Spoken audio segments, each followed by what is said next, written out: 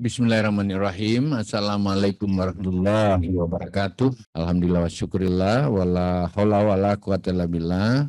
Rabbi sholli sadri wa yassir li amri wahludatan min lisani yafqahu qawli jalla al yasirin min ahli. Bapak dan Ibu sekalian yang sama saya hormati, acara kita hari ini adalah sangat penting, sangat strategis, sangat menentukan seperti apa kondisi negara, bangsa, dan rakyat hari ini, besok, dan masa yang akan datang. Kenapa? Hebat pertanian, hebatlah bangsa ini. Ya, kokoh pertanian, kokohlah bangsa ini. Orang bisa nunda untuk memperbaiki rumahnya yang bocor. Orang bisa menunda membeli motor, mobil, sepeda, dan lain-lain ke tahun depan. Orang bisa menunda membeli baju dan lain-lain sebagainya. Kapan, bahkan bisa ditunda 1 tahun lagi dan seterusnya. Tapi makanan, pertanian tidak boleh sedikit pun tertunda. Ya, tidak boleh tertunda 1 hari pun masalah pertanian. Dan Bapak Ibu sekalian, Allah dan Tuhan telah mentakdirkan kita berada dalam posisi itu. Mengurusi makanannya rakyat 273 juta orang, mengurusi makannya rakyat bangsa besar ini, mengurusi lapangan kerja rakyat yang jumlahnya sangat besar di sektor pertanian, mengurusi kesehatannya bangsa ini, kesehatannya rakyat. Karena walaupun kita udah divaksin segala macam, tetapi kemudian makanannya tidak bersoal, maka pasti saja vaksin pun tak berlaku gitu. Oleh karena itu makanan menjadi sesuatu yang sangat penting, yang kebetulan kita yang ngurusi. Bapak, Ibu, dan hadirin sekalian, sekaitan dengan itu, maka apa yang dialami dunia hari ini, dialami dunia hari ini tidak biasa-biasa. Saya biasa membahasakan dunia lagi tidak sehat. Dunia tidak seperti yang kemarin. Kita menghadapi 3 hal. Yang pertama, dunia ini menghadapi COVID-19 2 tahun lebih, hampir 3 tahun. COVID membuat tidak ada lagi connecting yang bisa berjalan normal, mengakibatkan dia bersoal secara ekonomi di semua negara di dunia. Bahkan banyak anggaran dunia atau negara habis karena harus menghadapi COVID-19. Belum selesai COVID dengan segala macam multidimensi masalah dan akibatnya, kita menghadapi climate change. Kita menghadapi cuaca ekstrim dunia yang selama ini tidak pernah ada. Hanya ada di zaman Nabi Nuh. Zaman Nabi yang saat itu? Yusuf Nabi Yusuf. Artinya orang akan kekurangan pangan di dunia. Negara-negara yang 4 musim, ada winter, ada summer, ada autumn, ada spring, hanya biasanya bertanam 6 bulan dalam 1 tahun. Pada saat summer atau musim panas atau autumn. Selebihnya dia sudah tampung semua makanan baik hewan maupun manusia, dan kemudian dia melakukan berbagai rekayasa untuk bisa memenuhinya. Sekarang di dunia bersoal cuaca itu, kadang-kadang panasnya berlebihan yang kemudian membuat semua jadi terbakar. Rumputan untuk makanan juga terbakar.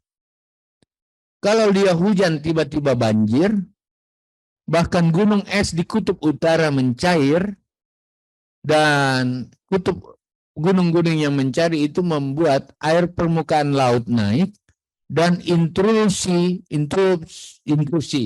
air laut masuk 40 kilometer dari bibir-bibir pantai yang ada. Itu pendekatan akademisnya. Kalau begitu, alam tidak bersahabat dengan kita. Alhamdulillah Indonesia 2 musim. Dan walaupun kita bilang 2 musim, tetapi tetap saja masalah ini akan bersoal, karena kadang-kadang banjir kita rasa, bencana alam di mana-mana, bahkan serangan hama dan wabah penyakit termasuk PMK hadir di seluruh dunia. Nah, saudara-saudara sekalian, ini tugas kita, Pak Kadis, ini tugas PPL, ini tugas BPP dan Kostra Tani, tugas seluruh masyarakat dan bangsa ini untuk menjaga agar krisis pangan dan energi yang ada tidak menerpa kita. Belum selesai dengan 2 masalah besar itu, terjadi perang di Ukraina dan Rusia, yang tempatnya semua energi dan tambang di situ, termasuk di sana ada fosfat dan kalium. Jadi ini juga bersoal.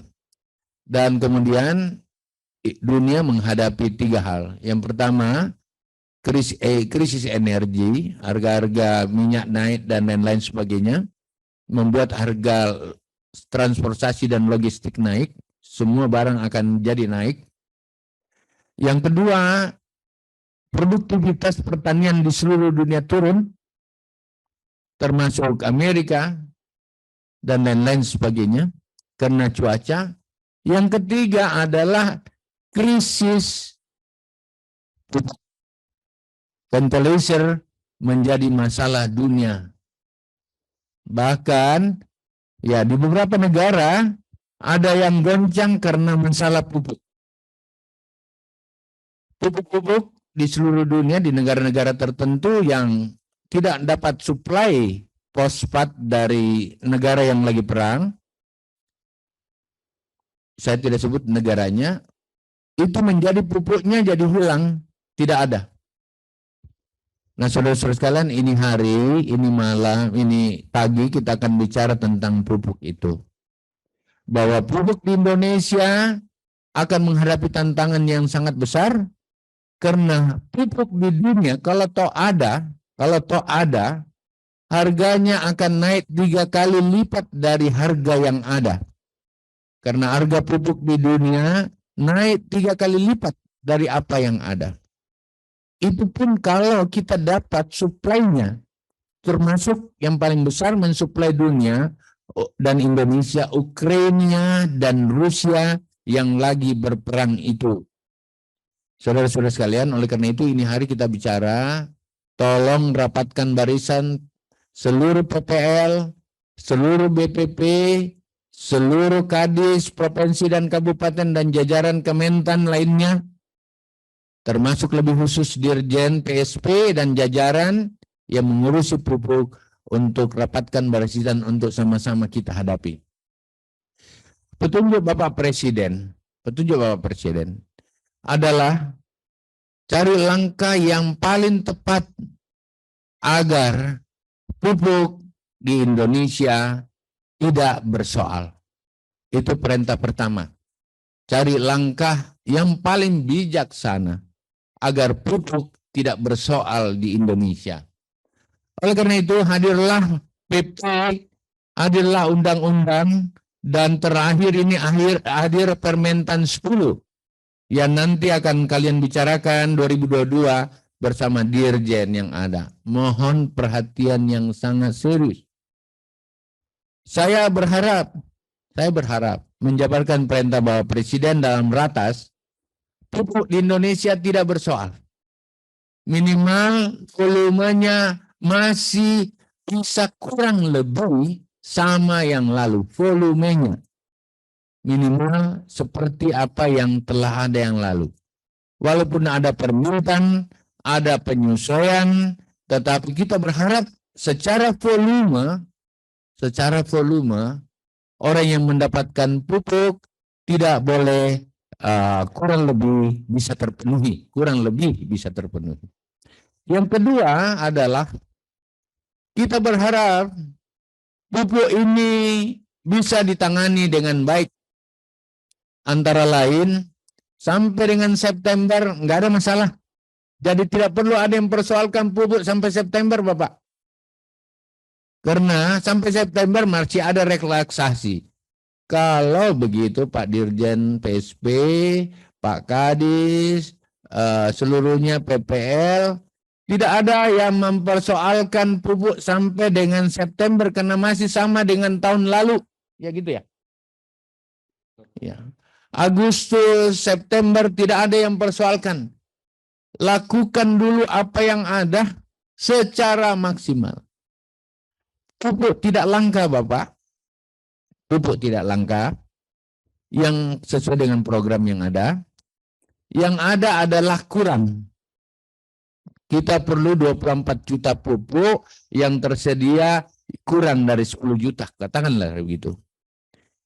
Kalau begitu, kalau kurang, tentu prioritasnya harus hadir. Begitu Pak Sekjennya. Yang harus dapat adalah sesuai SOP, sesuai aturan-aturan yang ada, dan tata kelolanya yang harus diperbaiki. Tata kelolanya itu jangan lagi ada yang curang, ada yang nyelewengkan pupuk. Kalau ada yang begini, PPL lapor, saya suruh tangkap.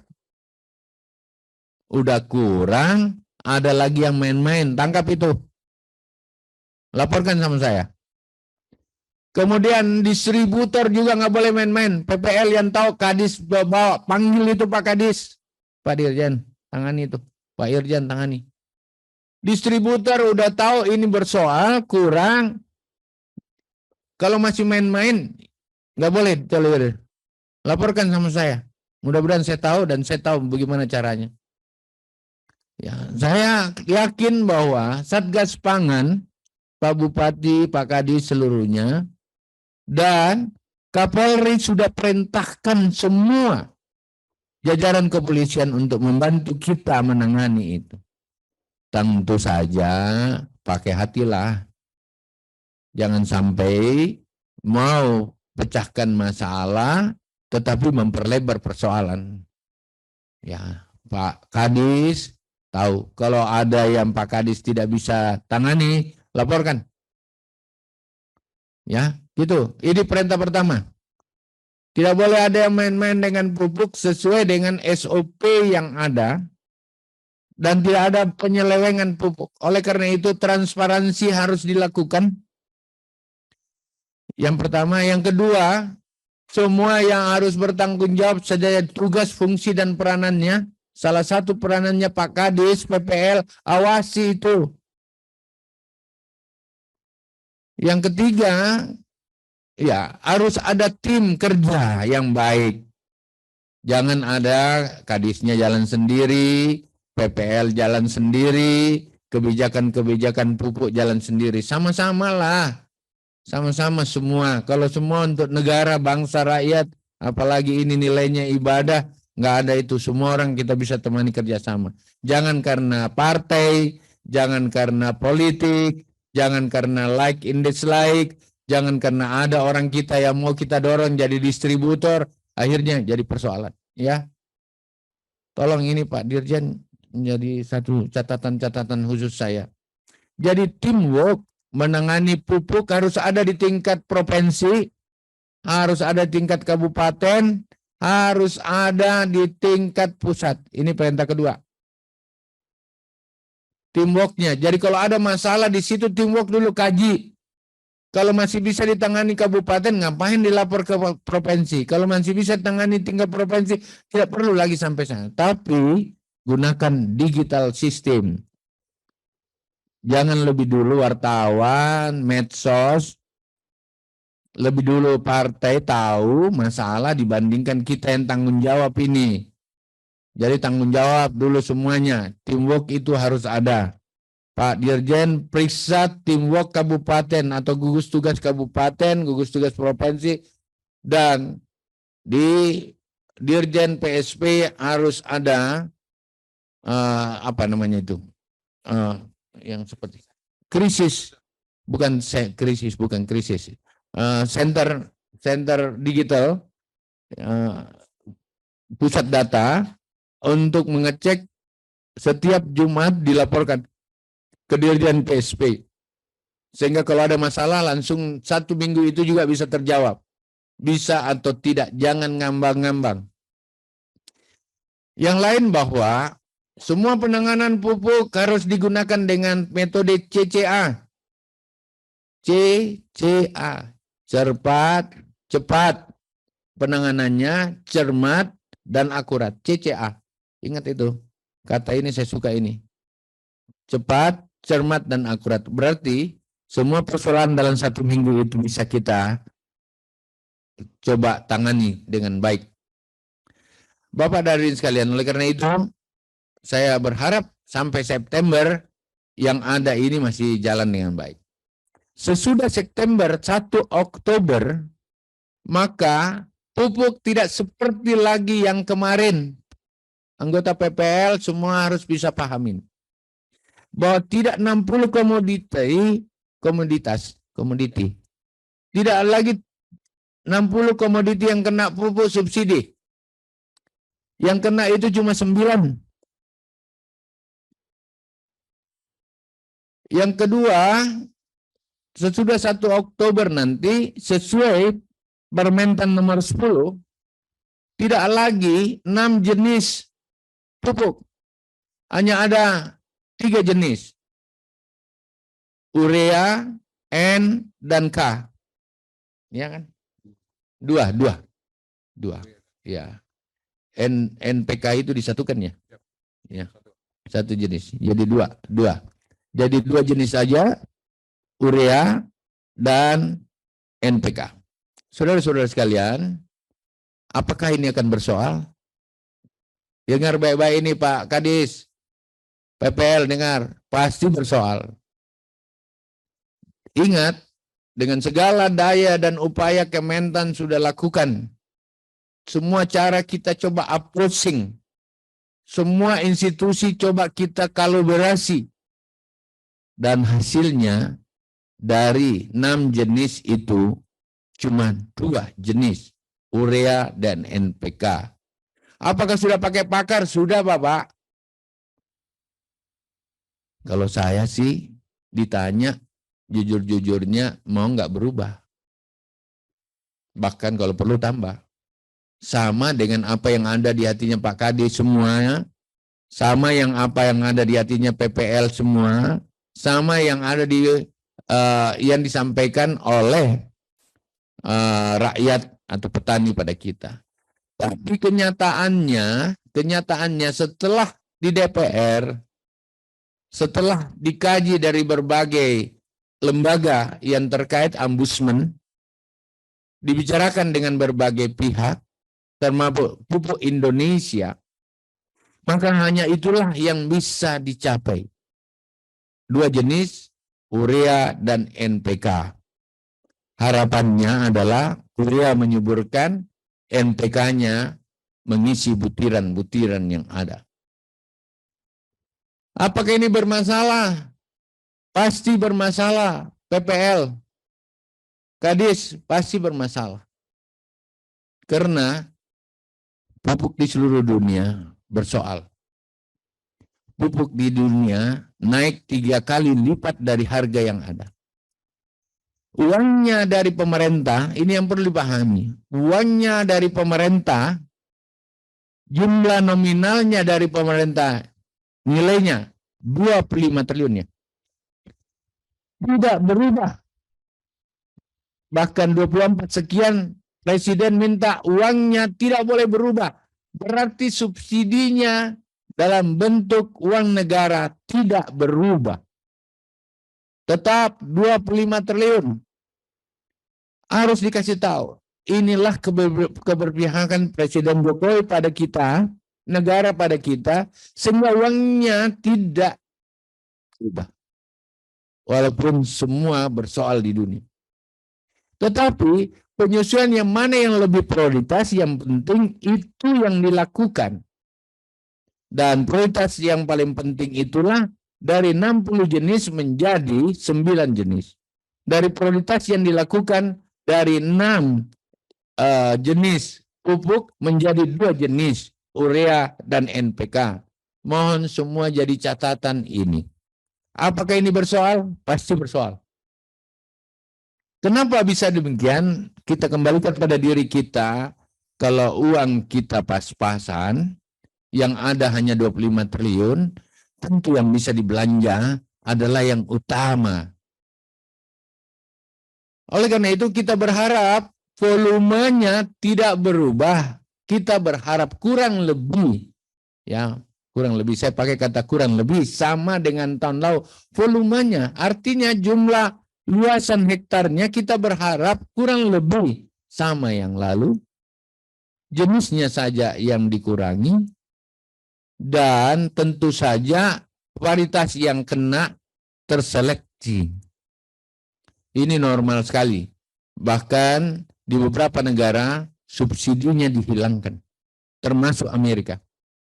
Beberapa negara lain yang selama ini mensuplai pupuknya 100% tertarik itu. Tidak hanya Indonesia menghadapi seperti ini. Saudara-saudara sekalian, anak-anakku sekalian, jajaran Kementan, Kadis, PPL, BPP, bantu saya kerja memahamkan ini pada rakyat. Bantu saya kerja memahamkan ini pada semua pihak yang selama ini diuntungkan dengan subsidi-subsidi di luar prioritas ini. Dan ini sudah menjadi keputusan DPR. Sekali lagi bukan tentu saja kalau secara pribadi, bukan atas nama menteri. Kalau saya ditanya, saya mau harus kembalikan seperti yang lalu.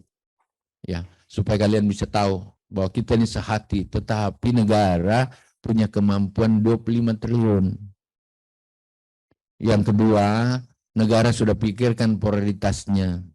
Tetap berpihak kepada petani, tetapi dengan prioritas-prioritas. Apakah ini bersoal? Bersoal.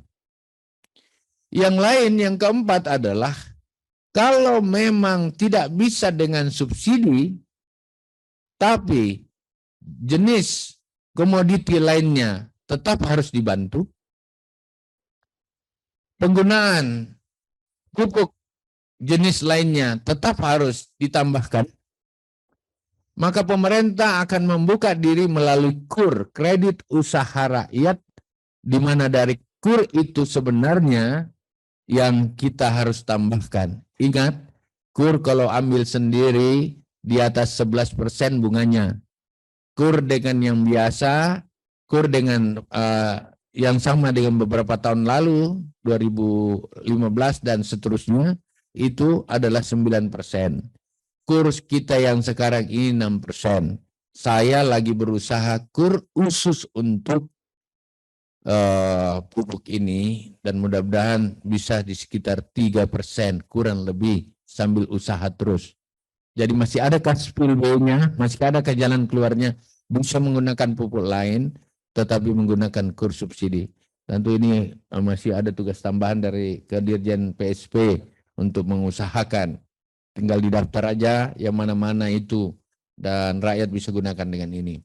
Saudara-saudara sekalian yang sama saya hormati, apa yang kita bicarakan hari ini bukan persoalan mudah, membutuhkan kesehatian kita, satu. Yang kedua, pemahaman yang holistik, pemahaman yang betul-betul paham terhadap krisis yang dihadapi oleh dunia, bukan hanya Indonesia. Yang ketiga adalah memitigasi resiko yang ada, karena pasti ada resikonya. Yang keempat adalah mengadaptasi tantangan yang ada. Yang kelima adalah jangan kalah cepat, bergerak, dan memberi pemahaman. Saudara-saudara sekalian, yang terakhir, saya tahu kalau besok ada orang-orang yang mengkompori segalanya, mendorong-dorong untuk ada semacam protes-protes dari masyarakat karena dia tidak paham bahwa volumenya kita berharap kurang lebih sama dengan lalu. Mempertahankan kurang lebih sama dengan yang lalu bukan persoalan gampang. Bukan persoalan gampang. Tetapi lebih baik kita korbankan berbagai jenis yang tidak prioritas sambil mencarikan jalan keluar melalui KUR daripada volume yang harus terkurangi termasuk uang yang ada yang 25 triliun. Ingat, 25 triliun uangnya itu tidak di Kementan, Bapak. Ini juga perlu dipahamkan ini Pak Dirjen. Yang dikira uangnya ada di Kementan, bukan. Uangnya tetap di keuangan, Menteri Keuangan. Pupuk itu industrinya tetap di BUMN. Ya, kita ini yang berjuang sama-sama. Jadi tugas kita berjuang. Gitu, Pak. Dan pasti dari 24 juta yang dibutuhkan hanya kurang lebih di bawah 10 juta ini menjadi persoalan, bukan langkah kurang.